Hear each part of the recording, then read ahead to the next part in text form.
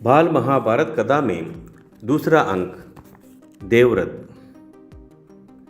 गंगा एक सुंदर युवती का रूप धारण किए नदी के तट पर खड़ी थी। उनके सौंदर्य और नवयौवन ने राजा शांतनु को मोह लिया था।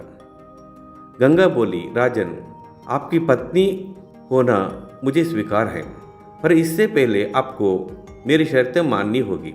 क्या आप मानेंगे? राजा ने कहा, अवश्य।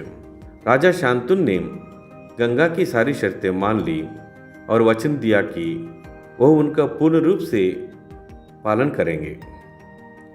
समय पाकर गंगा से शांतनु के कई तेजस्वी पुत्र हुए, परंतु गंगा ने उनको जीने नहीं दिया।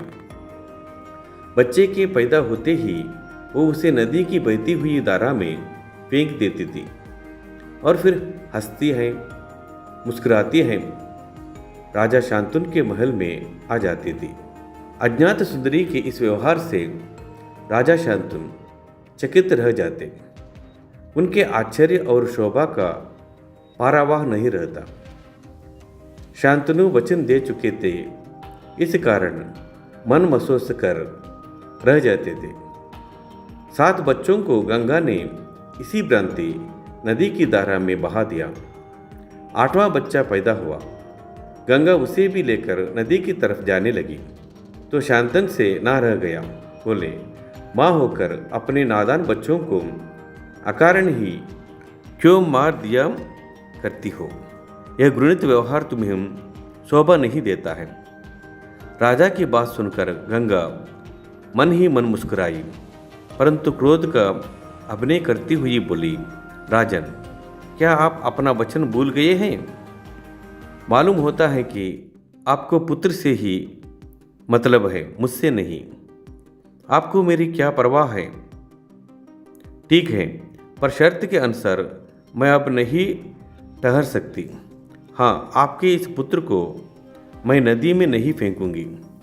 इस अंतिम बालक को मैं कुछ दिन पालूंगी और फिर पुरस्कार के रूप में आपको सौंप दूंगी।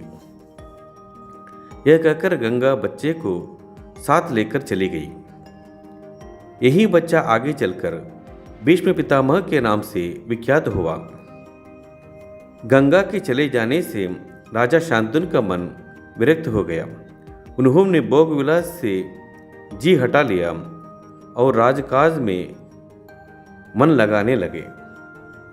एक दिन राजा शिकार खेलते खेलते गंगा के तट पर चले गए तो देखा किनारे पर खड़ा एक सुंदर और गठीला युवक गंगा की बहती हुई धारा पर बाण चला रहा था। बाणों की बौछार से गंगा की प्रचंड धारा एकदम रुकी हुई थी। यह दृश्य देखकर शांतनु दंग रह गए। इतने में ही राजा के सामने स्वयं गंगा आकर उपस्थित हो गई। गंगा ने युवक को अपने पास बुलाया। राजन, पहचाना मुझे और इस युवक को?